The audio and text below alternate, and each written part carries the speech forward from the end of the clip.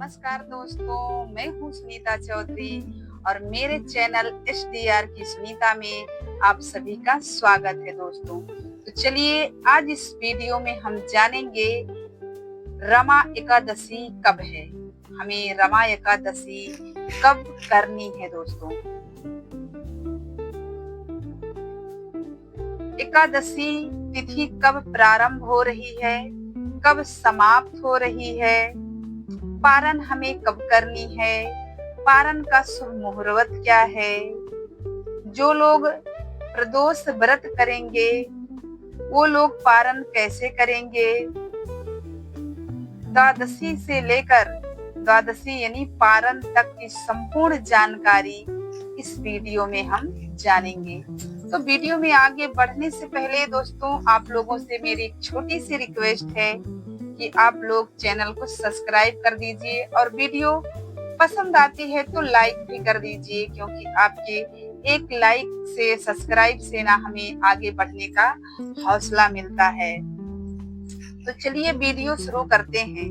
कार्तिक कृष्ण पक्ष की रमा एकादशी, जिसे हम रंभा एकादशी भी कहते हैं, रंभा एकादशी के नाम से भी जानते हैं। तो इस साल 2025 में रमा एकादशी पड़ रही है 17 अक्टूबर दिन शुक्रवार है। जी हाँ दोस्तों, 2025 में रमा एकादशी पड़ रही है 17 अक्टूबर दिन शुक्रवार है।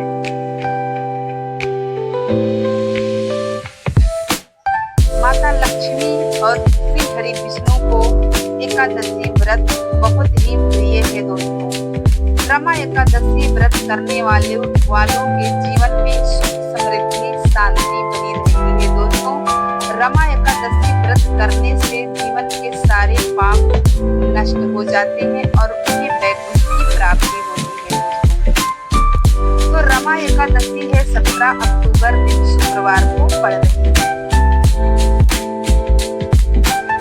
दिन शुक्रवार है जो कि माता वैभव लक्ष्मी का व्रत है, उस दिन माँ संतोषी का व्रत है उस दिन। तो दो लाभ उठा सकती है हमारी बहनें जो रमा एकादशी का व्रत करेगी। जो संतोषी माता का व्रत, वैभव लक्ष्मी का व्रत कर रही है तो कोई दिक्कत नहीं है, आप आराम से तीनों व्रत कर सकती हैं रमा एकादशी के। दसवीं तिथि के नियमों का पालन करना बहुत ही जरूरी है। गुरुवार को बाल नहीं धोना, बात होने की आ गई कि बाल धोना। तो शुक्रवार को एकादशी है, एकादशी के दिन बाल नहीं धोते। फिर गुरुवार पड़ रही है, गुरुवार के दिन भी बाल नहीं धोते। तो यानी कि बुधवार, जो कि बुधवार है, बुधवार को बाल धो लेते हैं। अगर किसी कारणवश आप बाल नहीं धोना चाहती या गुरुवार को धोना मजबूरी है तो आप बिना साबुन शैम्पू के आप बाल धो सकती हैं, सर के बलय से नहा के। गंगा जल से आप पवित्र कर सकती हैं आप। तो ये बातें हो गई क्लियर कि हमें बाल धोना है, कब धोना है। और एकादशी के व्रत में हमें मसूर की दाल, मूली, बैगन ये सब खा के हमें एकादशी का व्रत नहीं करना है। लहसुन प्याज वाला भोजन हमें नहीं करना है। मैंने आगे वीडियो डाल रखा, एकादशी में नहीं करना चाहिए। तो एकादशी रमा एकादशी या रंभा एकादशी इसे कहते हैं। इसको करने के लिए हमें सुबह नहा धोकर स्वच्छ कपड़े पहनकर स्नान करके हमें पूजा कर देनी है। पूजा करने के लिए हमें श्री हरि नारायण की तस्वीर से ये होगी और कुमकुम, रोली, अक्षत, दूर्वा, पंचामृत और फल प्रसाद के रूप में दूर्वा ये सब पूजा में लगेगा। आप फलाहार कर सकते हैं, फलाहार भोजन एकादशी रमा एकादशी का है। उसके बाद शनिवार को द्वादशी के दिन पारण है इसके। पारण से पहले मतलब ब्राह्मणों को दान दक्षिणा देकर भोजन करवा कर ब्राह्मणों को, उसके बाद आप खुद पारण कर सकते हैं रमा एकादशी। दोस्तों रमा एकादशी श्री हरि विष्णु को बहुत ही प्रिय है और ये एकादशी माता लक्ष्मी और विष्णु दोनों को प्रिय है। कृष्ण पक्ष की कृष्ण पक्ष की ये एकादशी है दोस्तों। कार्तिक महीने में कृष्ण पक्ष की एकादशी है ये रमा एकादशी या रंभा एकादशी। अब इसका महत्व जान लेते हैं दोस्तों। इसके रमा एकादशी व्रत करने से हमारे घर में सुख समृद्धि शांति बनी रहती है दोस्तों। हमें धन धान्य की कमी नहीं होती है। हमें पापों से मुक्ति मिलती है। रमा एकादशी का व्रत करने से हमें वैकुंठ की, तो रमा एकादशी का व्रत आप लोग करिए और लाभ उठाइए। और इसमें कथा भी है, प्राचीन की कथा। तो चलिए मैं कथा ही बता देती हूँ, 2 मिनट की कथा है इसमें।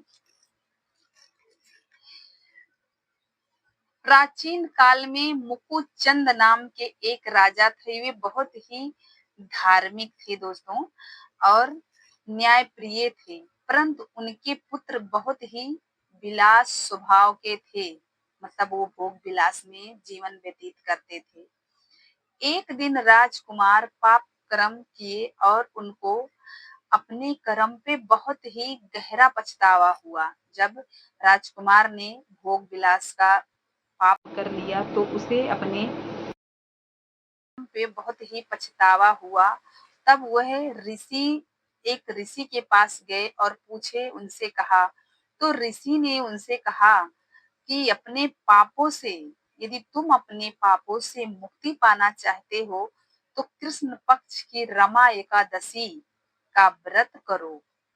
इस व्रत को करने से सबसे बड़ा पाप नष्ट हो जाता है। राजकुमार ने पूरी श्रद्धा से व्रत किया, उपवास किया, रात भर जागरण किया, श्री हरि विष्णु का कीर्तन किया और अगले दिन द्वादशी के दिन ब्राह्मणों को भोज करा के उन्हें दान दक्षिणा दे के विदा करके खुद पारण किया। फिर आकाशवाणी हुई दोस्तों, आकाश से आकाशवाणी हुई कि राजकुमार तुम्हारे सारे पाप क्षीण हो गए, अर्थात नष्ट हो गए हैं। अब तुम परलोक को प्राप्त करोगे।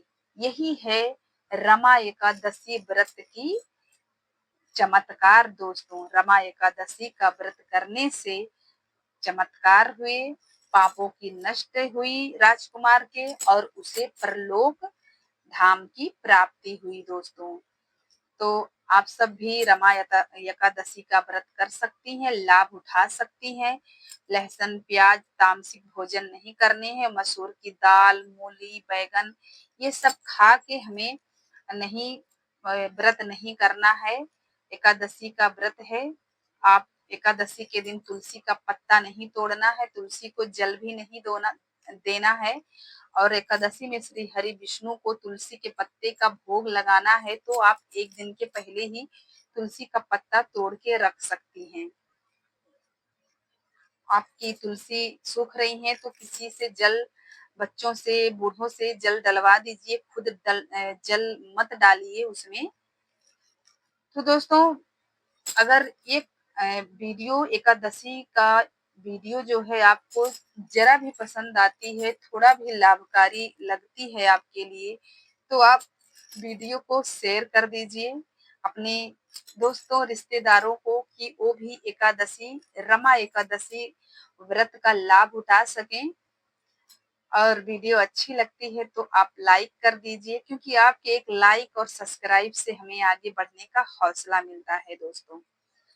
तो चलिए मिलते हैं अगली वीडियो में, तब तक के लिए नमस्कार दोस्तों।